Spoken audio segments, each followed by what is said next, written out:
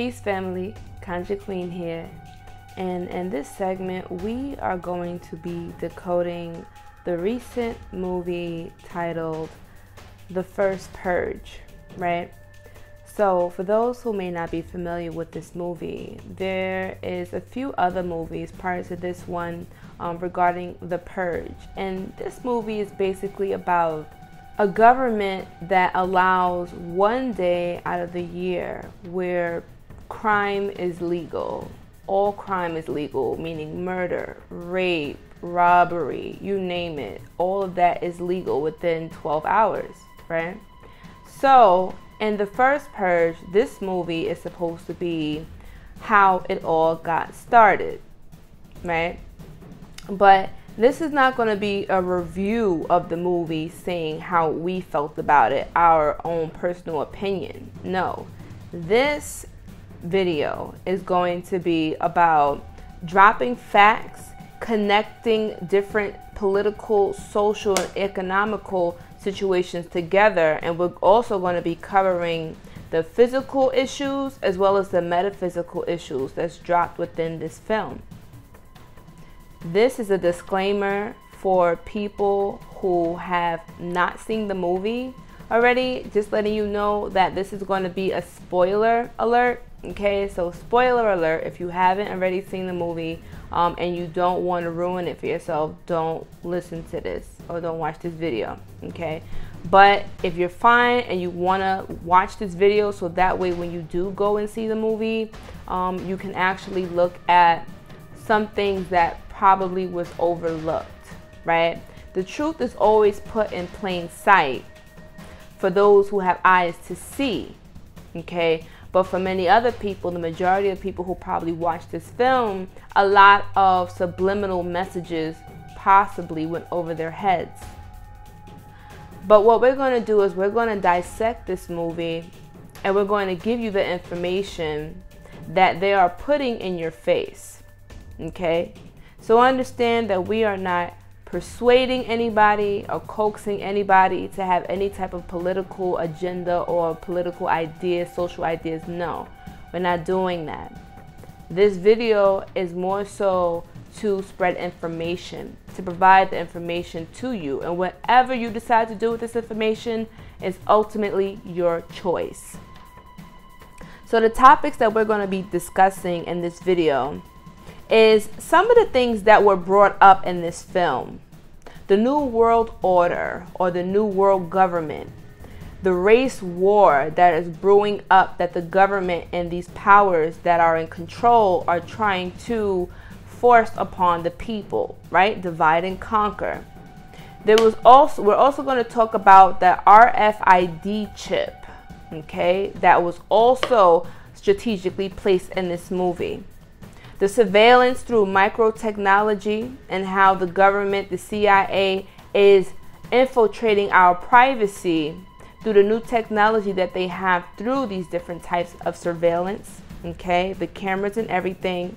The implementation of martial law and the metaphysical and the physical connections to all of it, okay? So this is going to get deep, y'all. Now, first things first. It's pretty obvious that whoever created this movie, right? We always remember that there is programming that's going on. Whenever they make these movies and they put it out to you, it's because they want to send you a certain message. Movies are one of the most powerful ways to infect and influence the subconscious mind, right? So whenever we watch movies, we're in like a hypnotic state, where our subconscious mind is more vulnerable to suggestion. Now what they're doing is they're programming, they call this predictive programming, right? So it's like a self-fulfilling prophecy. If they put it out to you and they reach your subconscious mind and they plant these ideas within your thought, right? What they do is if they can get a whole bunch of people to watch this movie, and they can touch different people's subconscious mind on a mass scale. Now what they're doing is they're making their reality. They're making this your reality. the collective consciousness, because we're all watching this, we're all being aware, and we're all giving our energy to this movie, to what they're projecting onto us. This is not by accident. There is a strategic message being sent out to the people.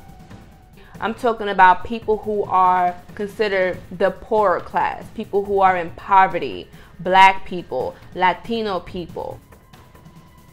This is one of the people that they're targeting, but mostly this is what they want to. This is the obvious. Okay, we're going to look past the obvious. What they're really attacking is poverty, right? So it's the rich versus the poor. It's not really black and white. This is what they want you to think on the surface level, but you got to look deeper than this. Because in the movie, they consistently say that they are targeting, why are they specifically targeting lower income residents, people in public housing? They didn't say, well, this is just white people, this is black people, this is Asian people, this is Hispanic people. No. They didn't categorize it into one type of nationality. They grouped all of these different people into one type of class. The lower income class. That is the class that they are attacking in this movie. So basically they're saying that there needs to be a purge upon the people who are not working, people who are at the bottom of the barrel. And this is what they're saying in the movie. So in their eyes, they're saying that people who live in the inner cities, the projects, public housing, okay, people who don't make that much money in society, the government, or this new government, feels that there needs to be a cleaning off of the waste, right? The scavengers, the waste, the lower income, the poor people, they must be cleansed and removed because they are the sickness of society. And they're putting this all into the movie, folks. So there's a warning that's being sent out to inner city residents. Have you guys noticed that this is not just in a movie, but this is in reality? There are floodlights and surveillance cameras everywhere. If you go into any type of public housing residence, and I can speak specifically for New York City housing known as NYCHA, they have over 250,000 streetlights in New York City, and they are floodlights specifically targeted in public housing, the projects.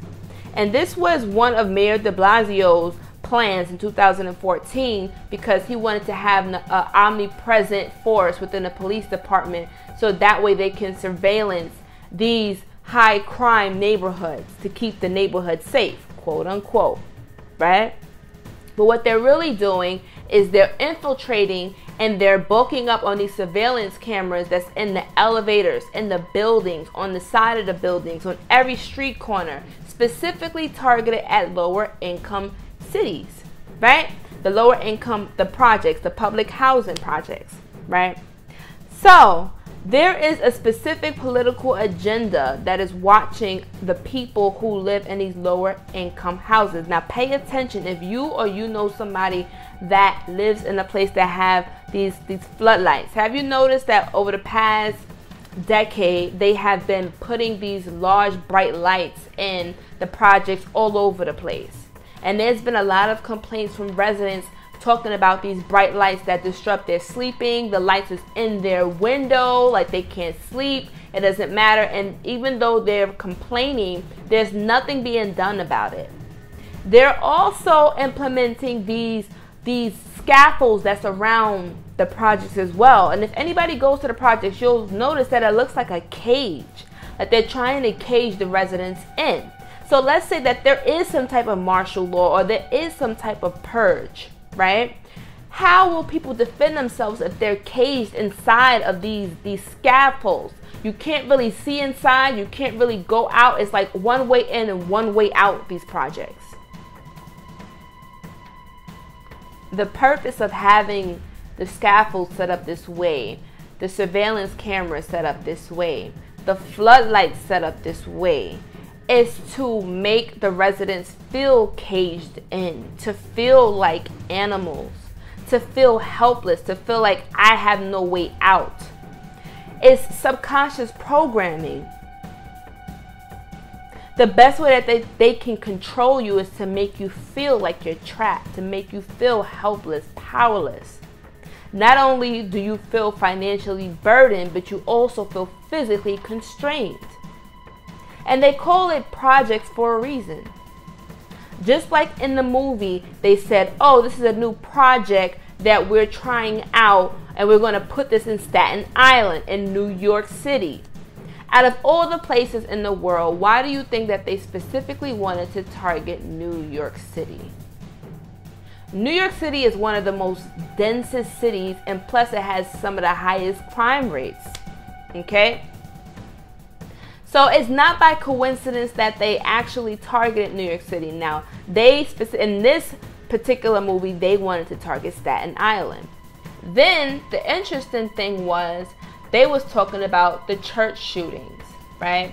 The church shootings of blacks. The Charleston church shooting. Remember back in the day, the Charleston church shooting where 9 blacks were murdered by white supremacists? Okay, why do you realize that in the movie, they had these white supremacists, the KKK, coming out of nowhere, murdering blacks?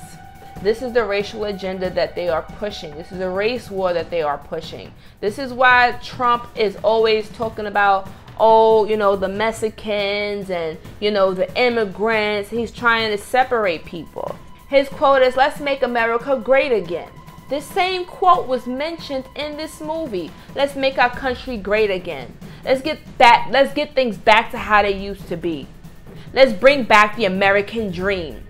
Because the American dream has died, so let's revive it again with the purge. Political language is designed to make lies sound truthful and murder respectable. This is why it is important that we don't feed into the propaganda. This is why they're putting on television and on the news. And as we already know, the news is already controlled by those in power who want to send us a certain message so that we can be controlled in our thoughts and our emotions. This is why you need to stop watching the news. The news is propaganda. It is not truth. This is why every time you turn around on TV, you hear, oh, a black man was shot. Oh, a black person was gunned down by a white police officer. Oh, there was a white mob murdered this black family. Like, you notice a pattern here? If they didn't want people to know that these racial situations were going on, they would not put it on TV. The revolution will not be televised. Whatever you see on the news, on TV, must be carefully watched. Carefully watched with caution. Okay? Because it's an attack on your subconscious mind. In the movie, they talk about the new world order, the new government, right? They say, oh, our new fathers, the new fathers of America. So they're basically giving us hints and clues saying that there's going to be a new world order, a new world government, right? So there isn't no Democratic Party, no Republican Party. No, there's just this one government. They don't mention the name. They just say our new founding fathers, right? So that's a new government. A new government's going to take over and implement new ideas. So this is what we have to start getting ready for, guys. We have to start getting ready for the government's going to sit here. First, what they'll do is they try to make you hate Trump so much where you'll be so receptive and happy to just accept anything to get him out of office. This is all a part of the strategy. The strategy to manipulate you, to brainwash you. So what they do is they create a problem. Right? Then they propose a solution. That is how they make you more receptive and susceptible to whatever they have planned for you. They did this with 9/11. 9/11 was an inside job. Everybody pretty much knows that by now. And if you don't know that, then there's a whole bunch of resources and videos and evidence online to prove that. But remember when they did 9/11 and they took down the Twin Towers? Right after that, they wanted to increase security. That's when you needed a whole bunch of other things to travel, right? Like before, they didn't really make it a big deal to get on the planes. Now you have to take off all your clothes, your belts. You have a certain limit of what you could bring on the plane with you. Okay, it's like this is how it started with them breaching our privacy. We allowed them to do this. And speaking of allow, in this movie, in the First Purge, right? The people who were involved in the project, the First Purge project, it was voluntary. They volunteered. It wasn't forced upon them.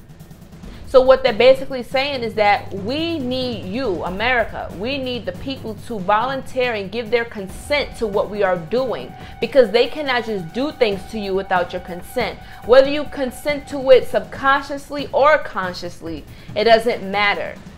They need your consent in order to materialize this reality into your world. So the way that they got people to participate and sign up was by giving them an incentive of money. You've seen the protesters outside, just like we've been having the last couple of years, protesters talking about Black Lives Matter and, you know, world peace and all this other stuff. It's like they're basically telling us, they're setting the stage saying this is where we're heading. You get me? This is the foreshadowing. Everything that's going on right now, they put that into the movie and saying this is how we are going to lead up to the purge. This is how your government is going to take control of the people. The way that they got the people to volunteer to be part of this purge project was by giving them the incentive of money, $5,000. Okay, they were finding criminals, people who had psychiatric issues, mental problems to be part of this.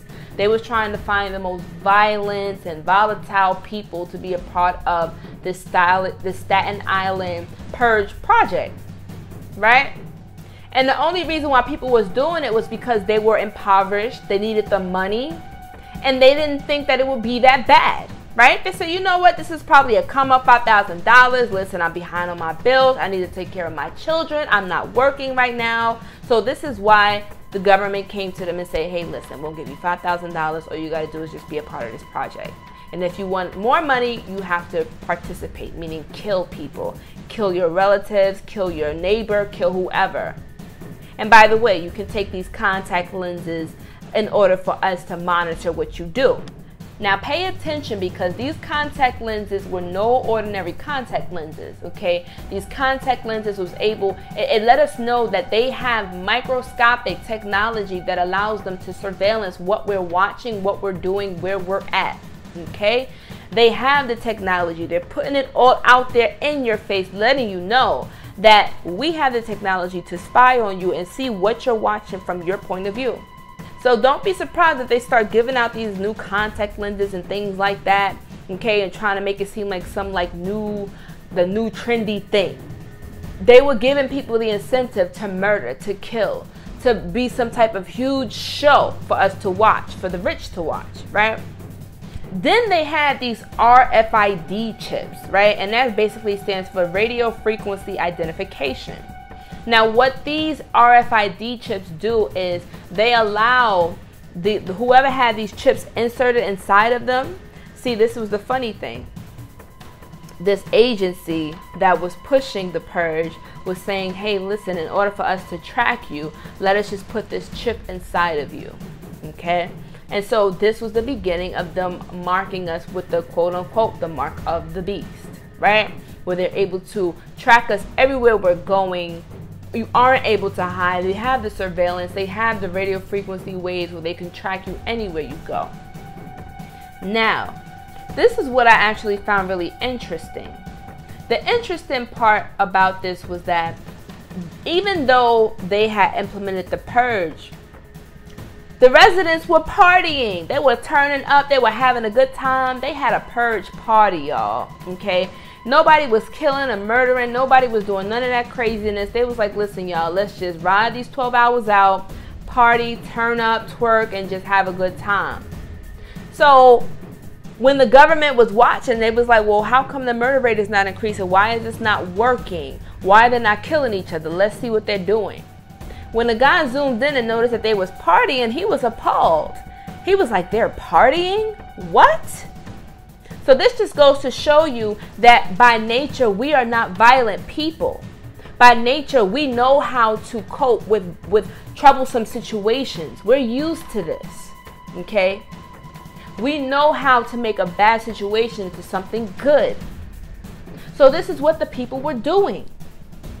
We as a people have been learning how to cope with these difficult situations, whether it's through singing, through dancing, through music, through celebration. We have been doing this for generations. So the government didn't like that. Oh no. The people in power of the whole Purge project, they was not feeling that. Okay, and even though they said, oh, this is not a political agenda, this is just to monitor, you know, a psychiatric type of project, to see a psychiatric thing, whatever. Everybody knew they was bullshitting, okay? But the guy didn't like it, so he was like, okay. So what he did was he infiltrated the neighborhood. So what he started to do was he sent in the militia, okay? Soldiers, trained soldiers. The government had their own henchmen who were hired and ready to infiltrate and kill whoever they said kill on sight. They were going into the project buildings, destroying and killing families on each floor, making sure nobody was alive. I'm talking about mass genocide, annihilation, okay? One by one, every floor, every apartment, they were just going through killing people. And this is the ironic thing. Do you know who came to the rescue to save the people? It was the freaking gangsters, the thugs, right? The quote-unquote hoodlums, the drug dealers, the drug lords who came and saved the residents, the elderly, the children, the women, all of them. Because in the beginning of the movie, they made it seem like, okay, the drug lords are the troublemakers. Like, these are going to be the antagonists. But in the end, they were actually the heroes. Now, one of the main characters, Dimitri, he is, when I see Dimitri, I think of Ogun, right? The warrior spirit. In the Yoruba and the Voodoo path is Ogun. He's the warrior. He's the street lord, right? Now, in the beginning, he seems like the antagonist. But in the end, he is the hero who defends his community. So this goes to show that we need the warriors in our communities. We need to stop shunning them and chastising them and casting them out, because it's going to be the thugs, the warriors, the drug lords who have the guns and the ammunition, okay? The ones who are not afraid to fight and shed blood. They're going to be the ones that come and save us. They're going to be the ones who come and rescue us. Because it was Dimitri and his men who were taking down these white supremacists and these militia that was murdering, killing all of the people in the projects, all of the black people. They were just taking them down one by one, murdering them viciously, with no mercy. Now, when I think of the character Nycha was a social political activist, right? And it was not by any coincidence that she had the poetic justice braids, right? She had the Afrocentric look. Now she has the vibe of Urzuli, right? The Urzuli, the Oshun vibe. She was the only one who was able to get Ogun, aka Dimitri, to come out of the wilderness, to come out of his destructive ways. Because Dimitri and Nycha had a relationship in the past. They had history. But Nycha, she has this goddess, this Urzuli, this Oshun vibe all about her. She was the one who was making sure that everybody got to the church safely. She was the one making sure her brother Isaiah was good. She wanted to make sure everybody was safe and sound. Doesn't that sound like a motherly goddess to you? She was also the defender. And in the end, it was her and Dimitri who was standing side by side to take out these annihilators, this militia that was coming to, these missionaries that were coming to destroy these families. Okay? So let's take it back to the Haitian Revolution. It was Ogun and it was Urzuli. Okay? Danto. This is the true power couple right here. Urzuli and Ogun came together and they took out the invaders. They took out their conquerors. Okay? They took out their enslavers. Together to free their people, their community. And this is put directly in this film.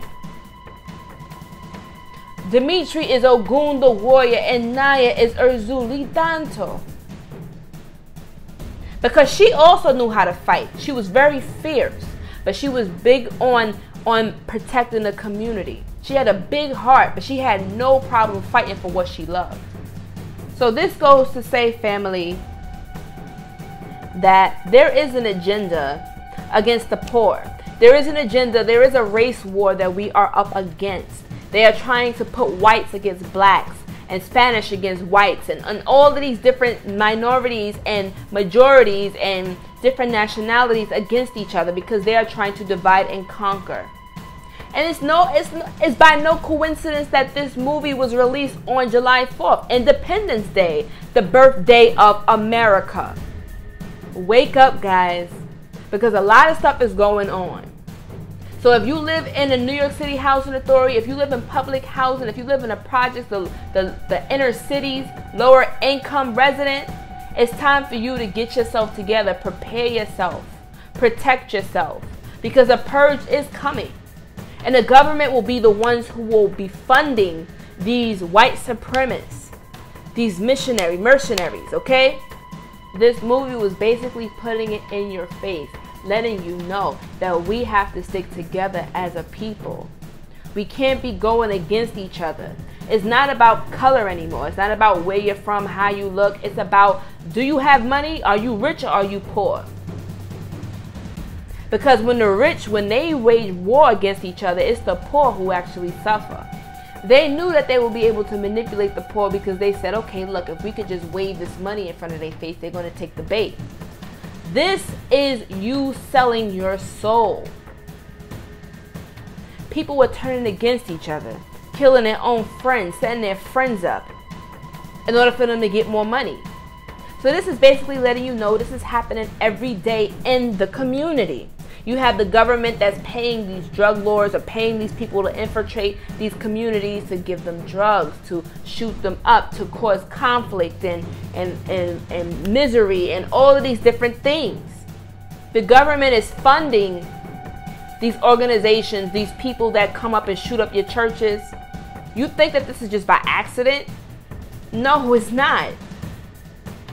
All of this is strategically being placed to put us in a situation where we will be accepting of this purge. Now, whatever you decide to do is ultimately your choice. But this video is being put out there to let you know that this is a warning. They are putting a warning out to you. They're putting a message in your face, letting you know what is coming. And they're letting you know that you are going to consent to it. Because all you'll do is sign your rights away because you want more money. Or you want to feel more protected. Don't fall for it. Don't be a fool. Don't take the bait. This is my advice to you. But whatever you decide to do is ultimately your choice. As we always say, we are providing the information. Whatever you decide to do with that information is ultimately up to you. But understand that there are powers that have a handle on what's going on behind the scenes, what we are not seeing. Okay? This is psychological warfare. This is spiritual warfare. This is an attack on your subconscious mind. Control and power. It's not about the money. But the rich know that they can easily control the poor. They know this. Whether it's because of lack of education, whether it's the fluoride that they put in our water to make us more docile, more complacent, more easier to control and less to rebel, whether it's the chemtrails that make us more violent and hatred towards each other. Also keep in mind that this year is going to be a very hot year. If you haven't noticed already, it has been very extremely hot in a lot of places. It's been over 100 degrees. It's supposed to be a heat wave, and they are increasing on the chemtrails. This is not by accident. Chemtrails make you more angry. It makes you want to fight. It makes you more violent. With the increased heat, okay, it's going to make you ready to kill somebody. So why do you think that they're implementing this movie at this time? Pay attention to a lot of propaganda that they'll be pushing on you to create a race war this year. Okay? There might be more footage online or footage on the news talking about some, more police shootings, killing of black people. All of this is not by coincidence. You are the people. It's time that you take the power back in your hands and do not allow this government to control you. Your government is no longer a real government. It is owned. It is a corporation. Your government has sold out. They sold you out. You are only their collateral. America is a corporation. Research it yourself. The time of ignorance is no more. For ignorance is going to be your greatest weakness. And your knowledge, depending on what you know and what you don't know, can be a situation of life or death. So educate yourself. Learn what's really going on in society. Don't believe everything that they're force feeding you. Do your homework. Do your own research. Protect yourself. Because if a purge does happen to come, you will know exactly what to do. Don't take the chip. Don't sell your soul for money. Don't believe everything that they're saying on the news. Pay attention to the surveillance and the new technology that comes out. Keep in mind their true agenda. And with that being said, I hope that this video taught you something new, opened up your mind in some type of way, so that you will be better prepared moving forward into the future. Don't forget to like, comment, and subscribe. Share this video to educate others. And until next time, Conjure Queen signing out.